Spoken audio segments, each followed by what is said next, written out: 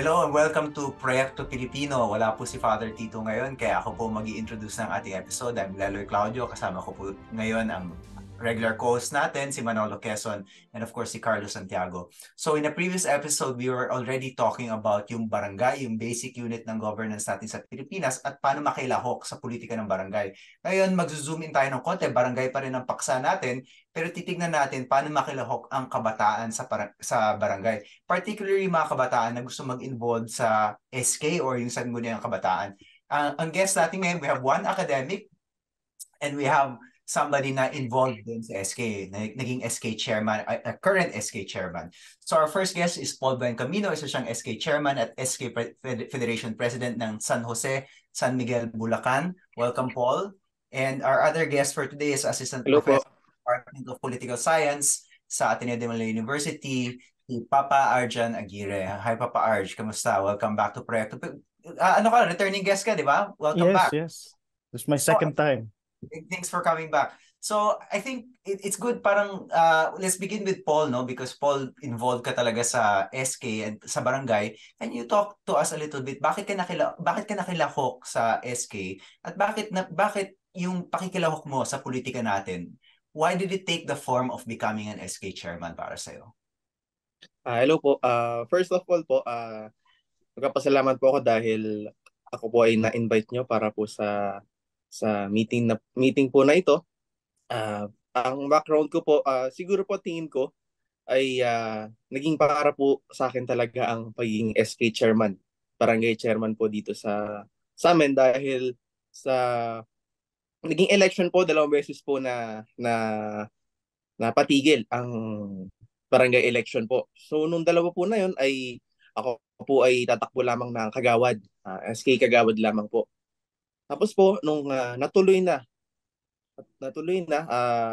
sabi ko po bakit hindi ako tumakbo ng SK chairman ng barangay po namin sapagkat hindi ko po magagawa ng buong puso. Wala pong resources kung ako po ay nasa SK Kagawad. So ako po ay kumandidato na SK chairman sa barangay po namin dito sa Barangay San Jose. Nung ano po ay nung 2018 kung hindi po ako nagkakamali. Tapos po sabi ko, inisip ko gusto kong mapalawak pa yung aking pong paglilingkod dahil sa tingin ko ay mapaglalaanan ko naman po ng oras. At kaya po ako ay tumakbo na SK Federation President ng aming pong bayan. Kung bali po, ang SK Federation President po ay tumatayong ex officio councilor ng Sangguniang Bayan. So tayo po ay nasa Sangguniang Bayan at tumaatin po ng weekly session kasama po ang Vice Mayor at ang mga konsehal po dito po sa Paul, bayan namin. tanungin ko lang sa iyo para mas gets ng audience natin kung paano ka nababad dito. May politika ba ang gawain ng mga miyembro ng pamilya nyo? I mean, or aktibo ka ba dati sa student council? I mean, hindi naman lahat ng mga kabataan na pumapasok sa politika at isang Apo. uri ito ng politika. So, paano mo naging trip ito? Ah, Paano mo nahihiga ng politika? Kasi hindi basta-basta nangyayari yun na gusto Opo. mo sakripisyo ng ganyan. Actually po, sa ganyan po marami po nagtatanong po sa akin kung ako daw po ay nakalinya sa politika. Opo, nakalinya po ang aking pamilya, pero po nagsimula po ito sa mga ninuno ko. Bali ako na po yung huli na nalinya sa politika. Ang naabutan ko po ay ang aking pong lolo na naging board member po at naging mayor. Pagkatapos po niya lumahok sa politika, ano na lang po siya, nag ah, nag-judge na lang po siya dito po sa district po namin. Tapos po ang sumunod naman po ay akin pong tiyuhin, akin pong tito. Tumakbo po siya ng mayor dito sa town namin pero long time ago po like 2005 pa po at hindi ko pa po masyado naintindihan ng politika noon. At pag po tinatanong ako bakit ako lumahok sa politika, kala po nung karamihan ay yun po ang dahilan dahil ako daw po ay nakalinya sa politika. Pero sa katotohanan po, kaya po ako lumahok sa politika dahil gusto ko po magtayo ng sariling pangalan. Dahil mula po nung high school, ako po ay miyembro ng student council, pero isa po ako sa pinakamababa dahil gusto ko lamang po ay sumusunod lang. Kumbaga po sa student council, ako po ay representative lamang. Yun naman po ang pinakamataas ko na gusto dahil mas gusto ko po na sumusunod lang po ako. Tapos po hanggang Paul, sa apo. Paul, tanungin ko naman sa iyo. Okay, kung tama ang pagkakaintindi ko ng sinabi mo, dahil ikaw ang pinuno ng federasyon ng mga SK, Yes po. bukal ka rin sa pamahalaang panglungsod, tama ba 'yun? Hindi po. Meron po kaming ibang board member po. Yung kami po mga president ay nag-election po.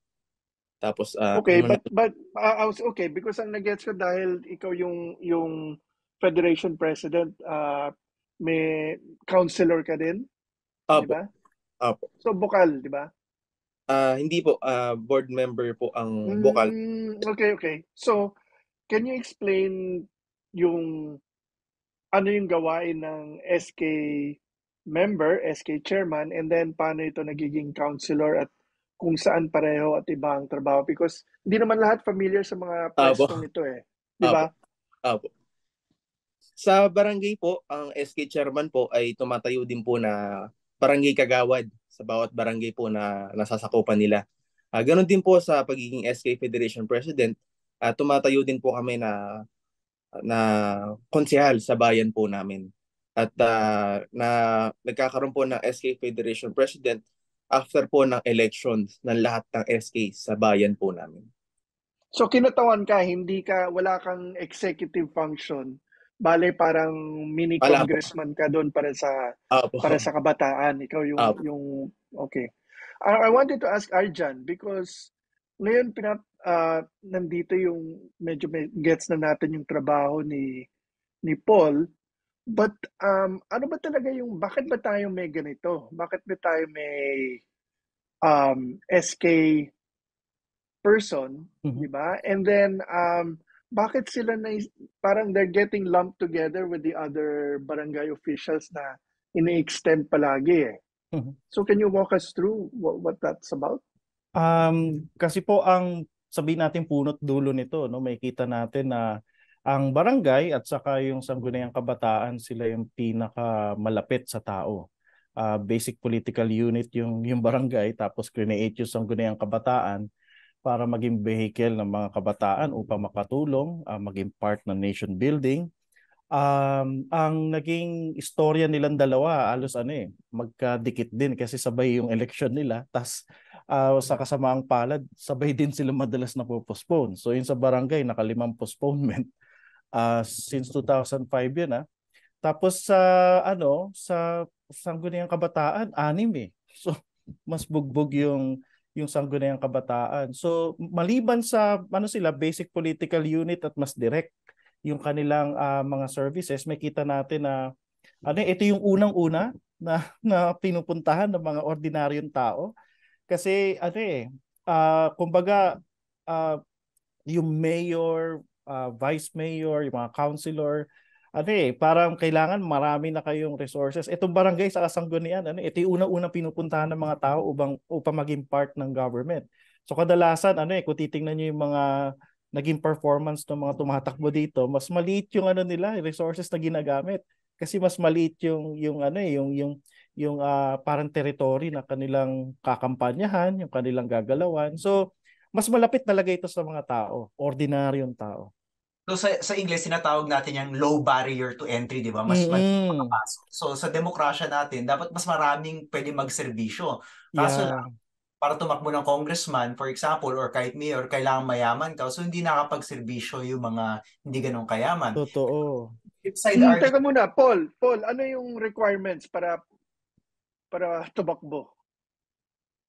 Because tama ba yung pwede kang mangampanya at bumoto at lahat below the voting age for other positions? Tama ba yun? Dahil youth.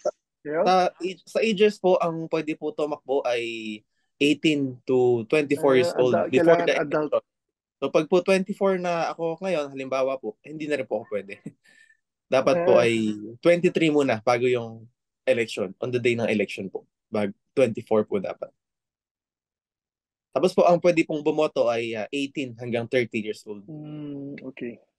So, I guess yun yung advantage na inganyo yung kabataan at saka yun nga merong low barrier to entry for Yeah. both politics and barangay politics. Pero yung lagi ko naririnig, baka Paul gusto mo itong tugunan, yung sinasabi lagi na ang SK ay nagiging training ground para sa mga trapo, di ba?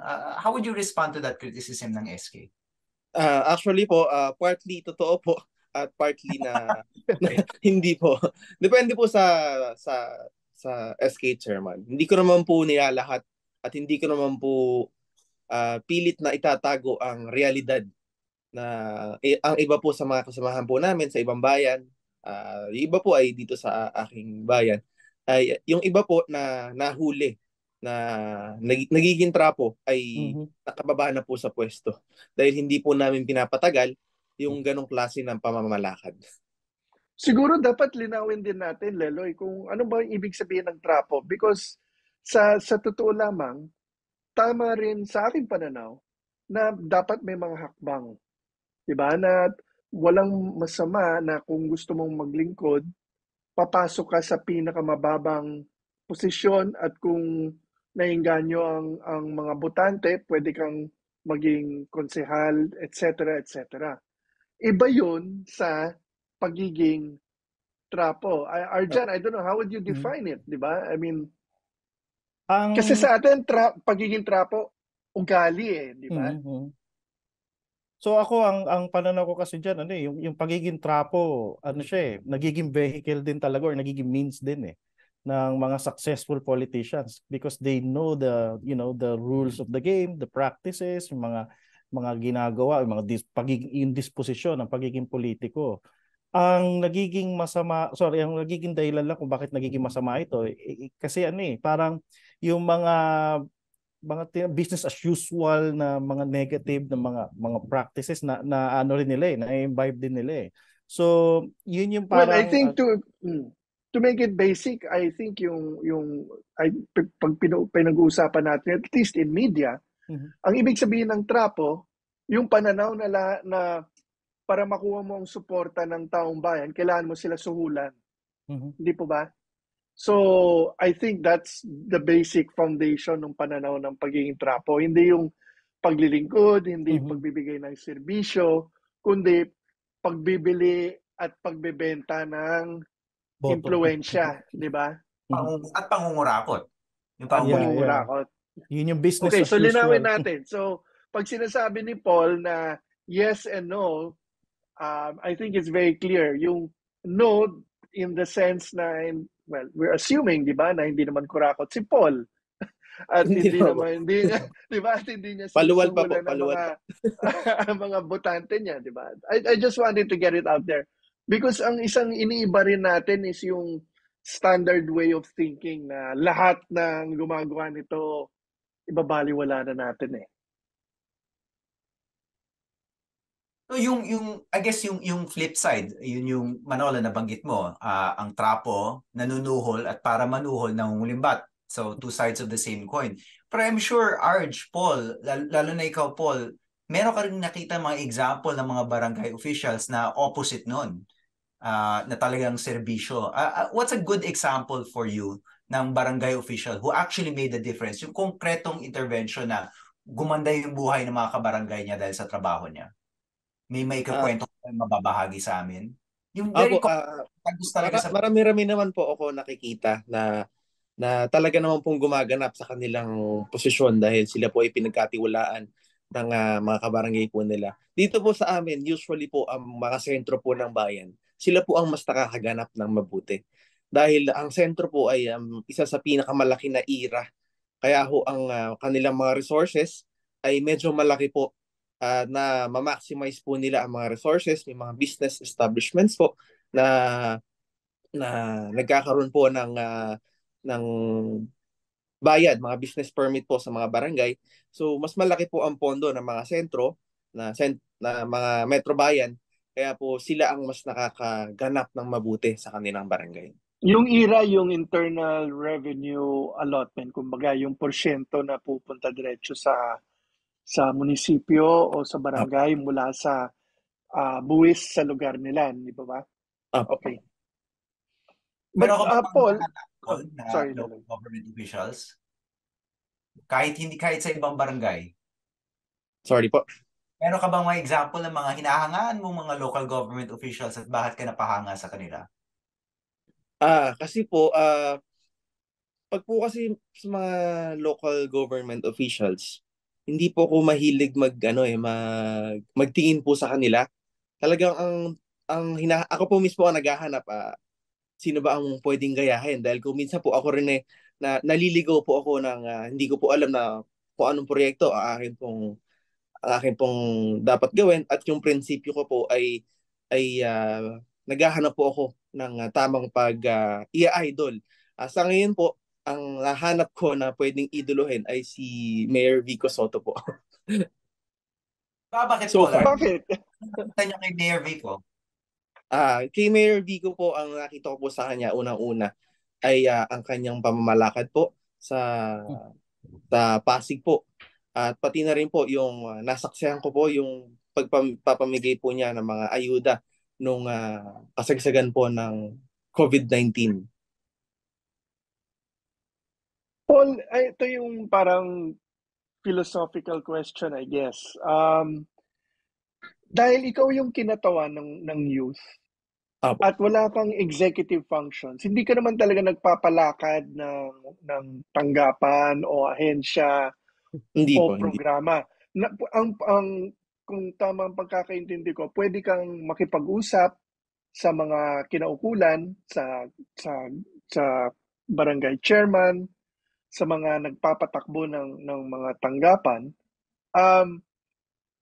Ngunit ang expectation sa lahat ng mga opisyal mula sa level mo hanggang sa Pangulo, may bias ang ating lipunan na humingi at mag-expect ng action agad. Tama po. So ano ba talaga ang action na nagagawa ng isang katulad mo? Dahil, di ba, ang pwede mo lang gawin ganyan eh. So, Apo. paano yung action at paano mo pinapatunayan sa mga botante mo na meron ka talagang nagawa para sa kanila? Pagdating po sa barangay po namin, kami po na SK Chairman ay may budget po na 10% na ira po ng aming barangay. Sa barangay po namin, kailangan ko po magpa-project para po magamit ko ang aking pondo, ma-maximize ko po. Halos sa every 2 months po, ako po ay nagkakaroon ng maliit o malaking proyekto dito po sa barangay po namin. Pero pagdating po sa Sangguniang Bayan, wala na po akong budget po doon. Pero ang pinagsisilbahan ko po sa Sangguniang Bayan ay yung buong San Miguel na po, yung buong town na namin. Pero wala na po akong hawak na budget po pagdating po sa Sangguniang Bayan. So ako po ang aking pong honoraria ay yun po ang aking pinantutulong sa 49 barangays dito po sa bayan po namin. Pwede ba natin tanungin magkano yung honoraria na yun? Because sa daming tao na sinasakop nun. Ang monthly po na natatanggap ko na honorarium galing po sa Sangguniang Bayan ay umaabot po ng 70,000 per month. Okay. So kung tutuusin malaking bagay din makakatulong. Kung tutuusin po, pag po pinaghati-hati sa 49 na barangay ay medyo maliit pa po, kaya wala na po talaga natitira sa akin. Kasi po ang aking katwiran naman po ay ito po ay galing sa buwis ng tao, kaya hindi po ako nag-ipon galing po sa aking honorarium. Arj, I want to ask a version of that question sa'yo. Yung involvement, paano mo kinukumbinsi yung mga tao na importante yung SK at paano mo kinukumbinsi yung mga tao na importante yung barangay. Pero gusto ko itong tanong sa'yo from the perspective of a teacher. Kasi ikaw nagtuturo ka ng mga college students at kadalasan pag nagtuturo ka ng Pol-Sci 100, gusto nila matutunan yung basic Pol-Sci or Pol-Sci 101, kung ano man yun. Gusto nila matutunan yung malaking istruktura ng politika sa bayan. Paano mo na ibababa yung leksyon to the level of yung barangay sa mga estudyante mo? At paano mo sila nakukumbinsi na dapat pag-isipan nila ito? Nako, ako ang pinaka-paborito kong topic pagdating sa barangay at sangguniang kabataan, yung mga typical na mga issues ng ating neighborhood. Yung for example, security, basura. Ito yung mga basic services na hindi mo na iaasa siguro sa presidente o senador o yun nga sa mga gobernador. Kasi ito yung mga basic services na dapat binibigay ng barangay. So katulad yan, yung pagpapasara ng mga kalsada, tapos yung mga sirang poste, ano yan eh, ito yung mga direktang nakakaapekto sa mga tao. So ang lagi ko sinasabi Yung dyan, mga manhole na pwedeng ikamatay ng mga pedestrian. oo. Eh dito lang sa mga main ano natin, roads natin, 'di ba, nagrereklamo yung mga tao. Ang point diyan is ano yan, national government yan kasi ano to eh, mga main thoroughfares to. Pero yun sa mga looban, yung mga villages, yung mga kinainisan nila, mga nakasarabig lang mga street, sabi ko barangay yan. So may function ng barangay. Yung mga nakawan ninyo sa mga bahay ninyo, barangay yan. Tatawag ka sa police, pero yung security, yung first responder, barangay. Kaya yung barangay tanod, sinasabi ko, hindi yan mga tambay. Yan yung mga unang mga frontliners yan. So sa SK naman, ito yung ano, tinatakbuhan ng mga kabataan kasi ano yan, madalas ng issue yan eh, na wala silang way or means na makakontribute sa mga discussion, sa mga usaping ano nakakaapekto sa kanila. So sa barangay, meron silang upuan doon. Tapos yung mga sangguniang kabataan, ano sila, para sila yung representative ng mga kabataan doon sa barangay nila. So ano siya, sa ordinaryong mga kabataan ngayon, hindi nila masyadong naiintindihan ito dahil sa kasamaang palad, i-highlight ko na lang ulit maraming beses kasi napopostpone eh. So bumababa yung interest ng mga tao. The more na may postponement ka, bumababa yung interest ng mga tao. So parang ang tingin nila tuloy sa barangay, negative na or sa sangguniang kabataan na ano, ginagatasan lang ng mga pera, ganyan-ganyan. So ako, ano lagi ko highlight yung mga basic at yung practical na mga nagagawa ng mga barangay officials at sangguniang kabataan officials. Gusto kong itawid yung tinanong mo, Leloy, kay Arjan, kay Paul. Ito naman yung tanong ko dito. Sino ang mga botante mo, Paul? Because sila ba ay ang mga kabataang may kaya o ang kabataang kapuspalad o paano ba? Dahil sa buong mundo ng kabataan sa lugar mo, hindi naman lahat siguro bumoboto. Opo. So, sino mga botante mo at ano ang mga problema nila kumpara, let's say, sa mga hindi bumoboto sa iyo or hindi nakikisali sa botohan? Dito po sa barangay po namin, kasi nalalaman ko naman po o nararamdaman ko kung ako po ay sinusuportahan ng isang kabataan. Sa ngayon naman po, sa tingin ko naman po ay lahat po ng klase ng kabataan dito po sa amin ay natutugunan ko naman po ang kanilang mga kagustuhan. Pero ang isa po sa mahirap kunin na kabataan ay yung po talagang yung iba po ay may kaya, may alam dahil syempre po hindi naman po ako, ngunit ako po ay SK chairman, ay hindi ko naman po talaga alam lahat ng kanilang pangangailangan. Meron po talagang mapaghanap na kapag binigay niyo po ang inyong kanang kamay ay hihingin pa rin po ang kaliwa. Isa po sa mahirap kunin na loob ay yun pong mga may kaya at yung pong matatalino. Sa aking pananaw lamang po. Paul, pwede mo ba kaming Tapos po bigyan ay ng second motion po. Paul? Sorry, pwede mo ba kaming bigyan ng Apo. konkretong example kung ano yung mga issues na nilalapit sa ng mga kabataan? Kasi sige, go ahead. Apo. Dito po sa amin po, sa barangay po namin, since meron po kaming elementary school, kaya ang mga guro po sa amin pong elementary school ay kalimitan ay madalas po na lumalapit po sa akin dahil nakita ko naman po na talagang kailangan ng suporta ng elementary school dito po sa amin. Kaya po pinagpatuloy ko po ang pag-research, pagtatanong na kung nangailangan ng mga elementary school dito sa barangay po namin ay baka kailangan din ng mga high school, senior high hanggang college ng financial assistance. Dahil lang iba po, hindi na mag-aaral kasi wala naman akong pambaon, wala akong pang data. Kaya yun po ang aking isa sa pinagtuunan ng pansin, ang edukasyon dito po sa barangay po namin. Data load para maka-online sila for school. Opo, nung kasagsagan po ng COVID. So, Malaking paano mo natawid yun, Paul? Anong diskarte mo doon? Kung wala silang data, for example. Sa ano po, sa barangay po namin, maliit po ang aking pondo. Kaya po instead po na ang aking honoraria ay tinuon ko po sa bayan. Pansamantala po ay dilipat ko po muna sa aming barangay ang aking pong honoraria.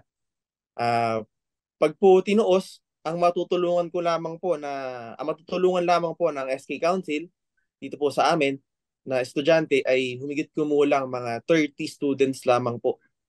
Pero ang ginawa po namin ay sabi ko, sige, manggagaling muna sa sariling bulsa natin para mas marami tayong matulungan. At yun po, yearly po ay ginagawa na po namin ang mga ganong activities pagdating po sa education. Ba mga pagkakataon na naitatawid mo yung constituent mo sa mas mataas na opisyal? So for example, hindi kaya ng pondo mo, hindi kaya ng kapangyarihan mo, maitawid niyo siguro sa mayor o minsan sa congressman. May mga halimbawa ba na nagawa niyo yun? Sa barangay po, kasi hindi po ako masulisit na tao dahil nakita ko po yung good and bad side po ng pagsusulisit ng pondo ng proyekto. Dahil di ba po, hindi ka naman po nila lahat ay pagbibigyan ka sa iyong request na proyekto. Ngunit ito po ay tatanungin nila na pag sila ang nangailangan ay dapat kahit sa mali ay dapat ay suportahan. Kaya po hindi po kasi ako masulisit na tao pagdating po sa barangay. Pero po sa bayan po namin, pag po may proyekto kaming mga SK Federation ng San Miguel ay lumalapit po kami sa aming pong punong bayan at sa aming pong pangalawang punong bayan. Arj, how do you see that interaction? Yung interaction ng barangay at yung higher officials, paano magiging produktibo yung interaction na yun at hindi maging, yung parang dinidescribe ni Paul, yung parang quid pro quo, yung kita proyekto, suporta mo ko sa eleksyon, paano natin magiging masusolidify yung relationship na yan para talagang public service yung maging resulta? Sa tingin ko magagaling din yan doon sa pagiging proactive ng barangay official or ng sangguniang official, sangguniang kabataan official. Ibig sabihin ng proactive, kailangan maipakita niya doon sa ibang local government officials kung gaano siya sabihin natin epektibo sa pag-deliver ng basic services, pagkumpas ng mga tao kapag mayroong mga sabihin natin mga ino-organize ng mga bagay. Kasi pag nakita ito ng local government official, may kita niya to as asset remember, hindi dapat maging partisan ng mga barangay at saka SK yung sa SK officials.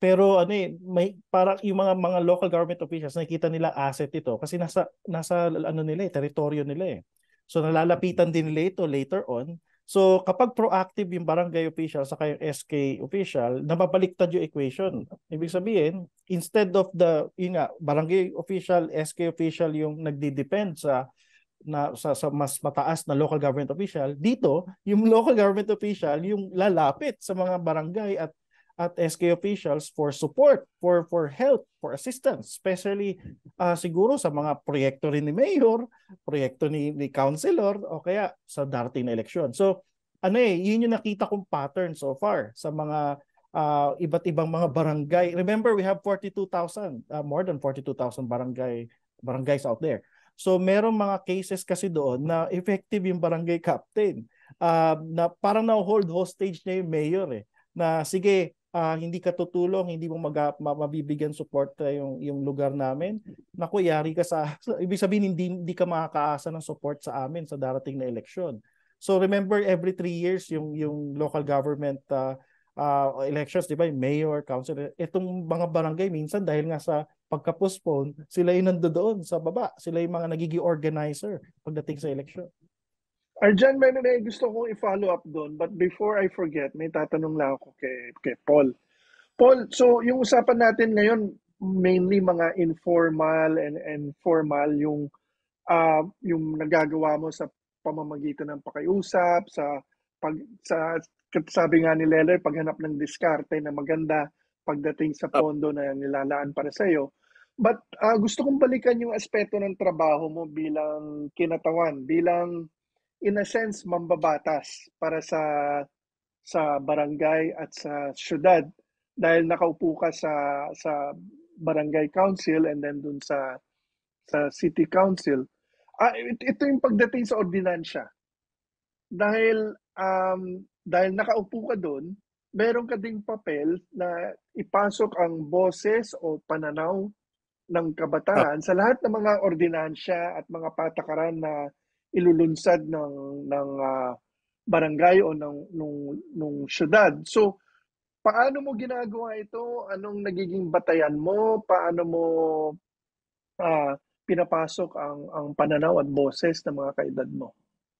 Pagdating po sa barangay, ako po ay nakapagpasok na po ng ordinansa. Ngunit sa pangbayan po ay hindi pa po dahil medyo mahirap po magpapasa ng ordinansa sa bayan. Pero dito po sa barangay po namin, ang isa po sa napasa ko na ordinansa ay yung mga kabataan po na gustong magtrabaho sa barangay po namin ay sila po ang uunahin na matanggap. Dito po, kapag po sila ay nag-apply ng trabaho sa mga business establishments po dito po sa barangay namin, ay sila po ang masuunahin na tanggapin.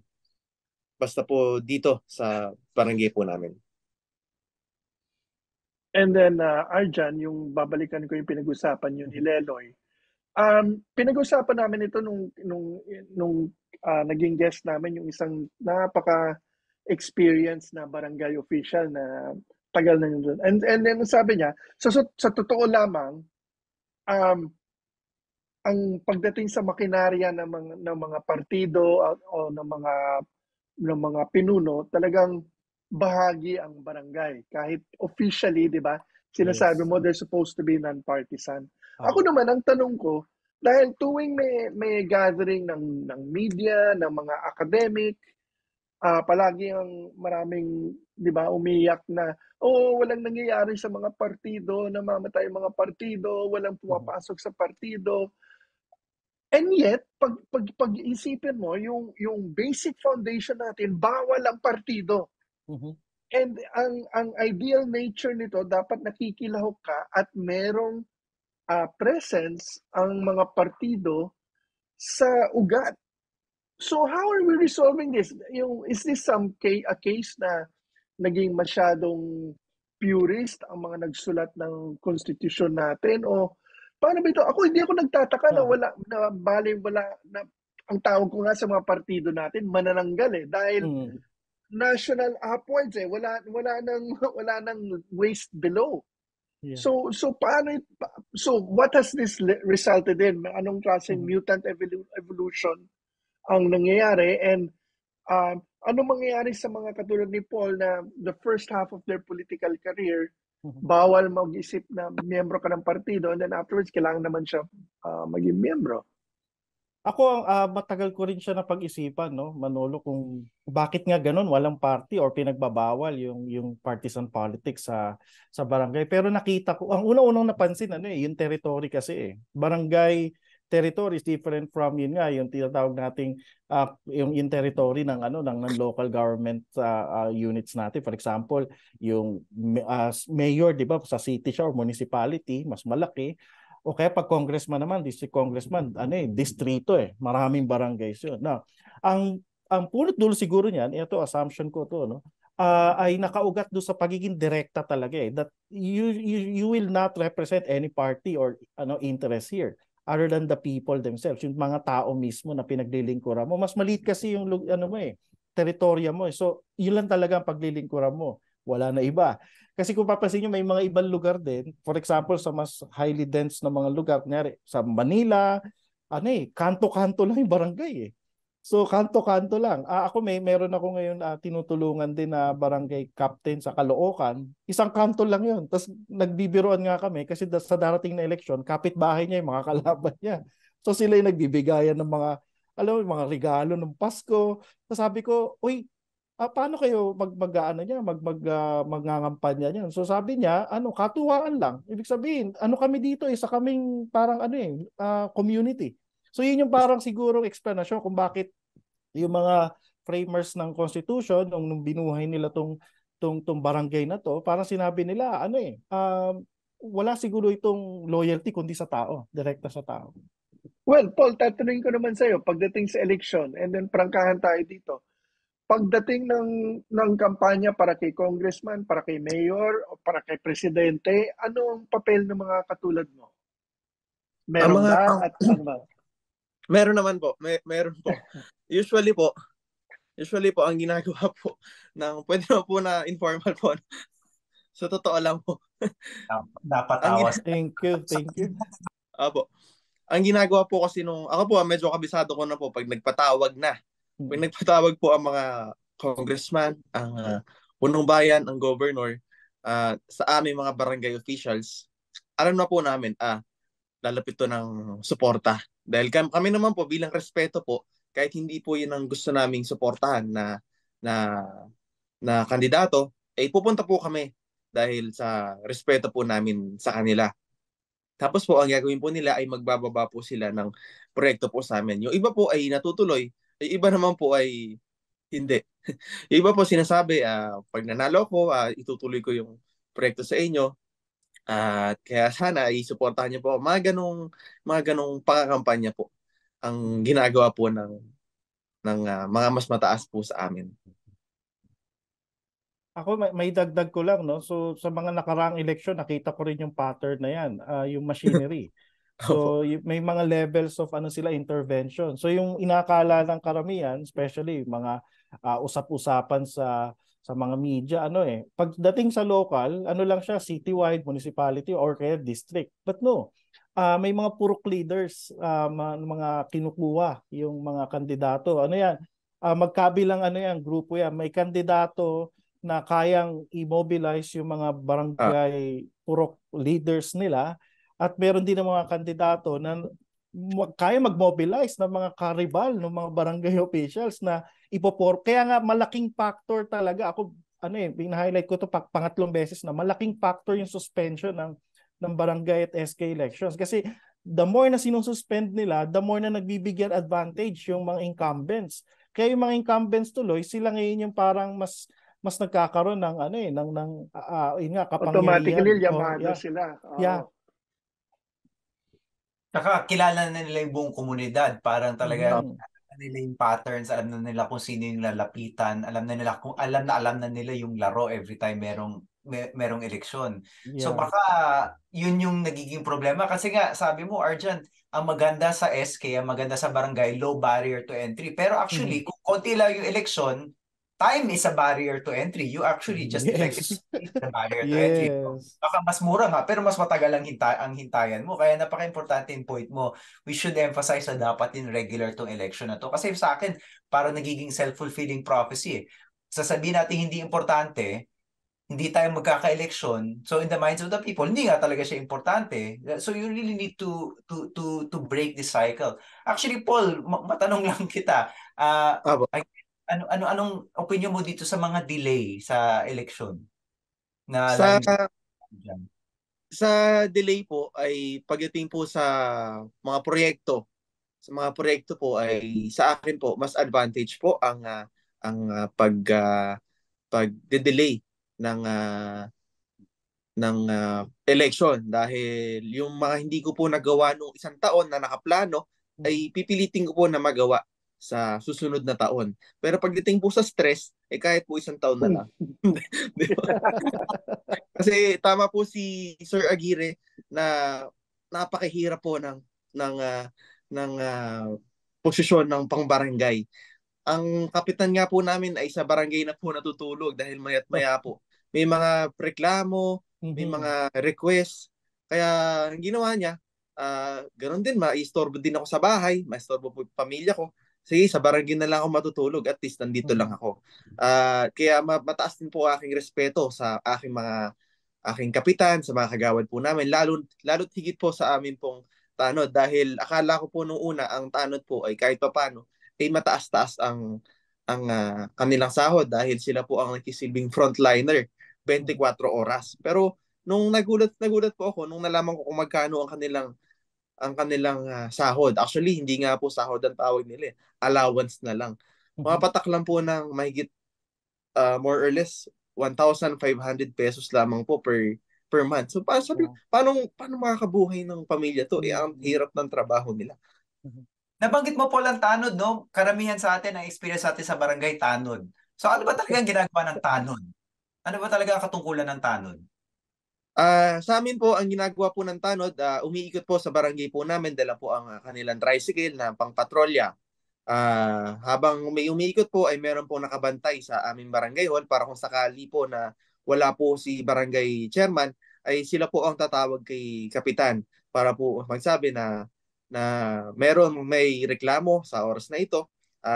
Kung minsan po sila rin po ang nagbablatter sa mga reklamo at pag po merong mga nakawan, dahil mauuna muna po ang blatter sa barangay pag po may reklamo bago po sa pulis. So, importante talaga mahusay ang mga tanod natin, no? Kasi kung sila, minsan ang interaction lang ng tao sa gobyerno, tanod lang talaga. Hindi umaabot sa barangay captain, let alone, hindi talaga aabot sa mayor's office, hanggang tanod lang talaga ang nakaka-interact. Tapos po, ang tanod po ay hindi po sila tumitingin dito po sa amin, hindi po sila tumitingin sa allowance po nila. Ang gusto po nila, magserbisyo lamang po talaga. Kaya ang gagawin po ang sinasabi po ng iba ay tanod lang naman yan, ganyan. Pero ang mga tanod po, anytime pwede po sila mag-resign dahil ang liit po ng kanilang compensation. Pero ang ginagawa po nila, patuloy po sila naglilingkod bilang malasakit po sa disiplina at malasakit po sa mga barangay. Arch, may gusto Huwag natin kalimutan nung pandemic, maraming mga tanod at mga barangay chairman ang namatay dahil sila ang talagang harap tao. Arch, may gusto kang idagdag sa tanod? Oo, kasi ako... nga talaga natin ang tanod, no? Lalo na sa pandemya. Yeah, actually, yun nga, trinay ko rin na mag-research, no, sa ibang bansa kung meron counterpart ng barangay, okay, barangay tanod. Nakakatuwa dahil isa ito sa talagang Pilipino talaga na parang feature ng ating gobyerno. Ang takbuhan talaga ng mga tao pagdating sa baradong street, o kaya yun nga, nakawan. Bago sila tumawag ng pulis, tanod muna eh. Tapos yung mga pulis, rumoronda sila sa mga main thoroughfares. Kunyari, mga malalaking kalsada. Pero yung mga iskini-iskinita, tanod yan. Kaya maganda na na-highlight ito sa popular media eh. Yung mga sitcom natin, yung mga pelikula na may tanod. Kasi napapakita talaga doon na meron direct na epekto ang gobyerno. Pero tama din yung sabi ni Paul, sana sa media, hindi naman natin sila i-representa ng mga tambay. Actually, matinding serbisyo nila kasi high stress, low pay. Totoo. Hindi sila tambay. That's actually a good place to end our discussion dito sa napaka-konkretong diskusyon ng tanod, kasi dito sa Proyekto Pilipino, gusto talaga namin ilapit yung gobyerno sa taong bayan at ipakita na there are multiple ways through which our people can interact with the government. And siguro tanod yung isang napakagandang halimbawa no? Pag nakausap mo yung tanod, kausap mo na ang gobyerno dun eh. Nakikilako ka na sa gobyerno. Hindi ka na yun eh. So bahagi ka na. Mag-isara na natin itong discussion. Maybe let's ask for a couple for final comments. Magsimula tayo kay Paul. Anong final comments mo? Una po sa naging discussion po natin, nagpapasalamat po ako sa inyo dahil sa pag-invite niyo po sa akin para po ma-express din po ang aking pakiramdam, ang aking pong mga saloobin, ang aking pong makatingin, at nagpapasalamat po ako sa mga lessons din po na naibigay niyo po sa akin, lalo tigit po si Sir Aguirre dahil sa kanya po mga examples. Din po, maraming salamat po na na-invite niyo po ako ngayon at nakapag-express po ako ng aking mga kaalaman at nararamdaman. Maraming salamat, Paul, sa inyong serbisyo. Arj.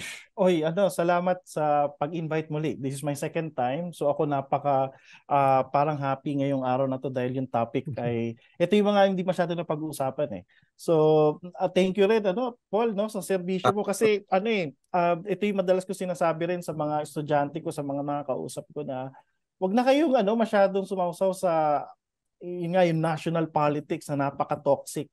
Ibig sabihin, huwag kayo masyadong mag-focus lang doon. Maliban kasi sa national, meron pa tayong local. So kung hindi kayang i-push sa national level, mapupush mo talaga yan sa local. So marami pa tayong magagawa. So don't be parang hopeless sa mga nangyayari ngayon kasi nandiyan na ang barangay election. So kung gusto ninyo ng pagbabago, baka pa pag-isipan niyo naman tumakbo dito sa nalalapit na election. Yun lang. Manolo? Sa akin, ang tuwing meron tayong guest katulad ni Paul at pinapaliwanag niya na prangkahan ang kanyang gawain at ang mga problemang hinaharap niya, nagiging reminder sa akin na ang mga pangarap ng ating mga institusyon ay matataas at malawak. Ang mga patakaran naman sinulat para sa mga anghel. Ngunit mga tao ang humahawak ng posisyon at ang pinaglilingkuran nila, mga kapwa nilang tao lamang na may totoong problemang pangtao. At sa akin, nakikita natin na minsan nagiging hadlang ang mga pangarap natin at ang mga patakaran natin sa pagbibigay ng serbisyo sa paraan na hindi nga may magdudulot ng suhulan o barasuhan o iba pang mga masasamang ugali. Papaliwanag ko rin na kung meron din tayong mga ibang mga hangarin na, for example, palakasin ang mga partido bilang bahagi ng ating politika, ngunit natatanggalan sila ng lugar at kung saan sila pwede gumalaw. Dahil yun nga, gusto nating gawing puro ang ating mga institusyon. Sa akin, noong unang panahon, ang tatandaan ko pa mga kwento na sa mga baryo, hindi pa sila barangay, kahit sa sari-sari store, merong mga sari-sari store para sa mga liberal at mga sa nasyonalista, at doon ka lamang makakasulat para sa tala dahil yun ang sistema noong unang panahon. Wala nang ganun ngayon at siguro walang nagmi-miss ng ganoong sistema. Ngunit, kailangan pa rin natin tanungin kung ang sistema ngayon ay talagang nagbibigay ng tamang sapat na pagkakataon at kapangyarihan at resources sa mga katulad ni Paul upang ibigyan ng tulong ang kanilang mga botante. Carlo? Yes, Leloy, I come from the mindset that work does not define a person, but rather a person defines his work, no? And in this case, sa pagiging SK representative, dapat yung mga gustong tumakbo bilang SK, kayo magbigay ng importansya. Huwag kayong makinig na, ay, ano lang yan, it's just a stepping stone to be a trapo or hindi kayo papakinggan. Hindi. Kaya sinabi kanina ni Paul, no? Sila yung may alam kung ano yung issues na importante sa inyo. Kaya kayo lang ang pwedeng magbigay importansya ng yung issues na yan. Just to give an example, no? During the pandemic, when I was developing a farm, a lot of the thing kinakausap ko yung mga bata doon, yung mga nasa sa probinsya, no? Madalas ang narinig ko nga yung one thing that they wish they had. Kagaya sabi ni Paul, data. A place where they can go online to kasi karamihan sa kanila walang access to good internet. But as simple as having a refuge. Kasi meron ako nakilala, I think Leloy is a common friend, si Quentin. He has this library renewal partnership, which is a very good project, by the way, no? He goes to barangays and he partners with barangays to put up barangay libraries. And these barangay libraries has access to internet, aside from books, of course. And ito yung mga nakikita ko pagka nababasa ko yung ganito. O nga, no, but ito yung mga issues, ito yung mga proyekto na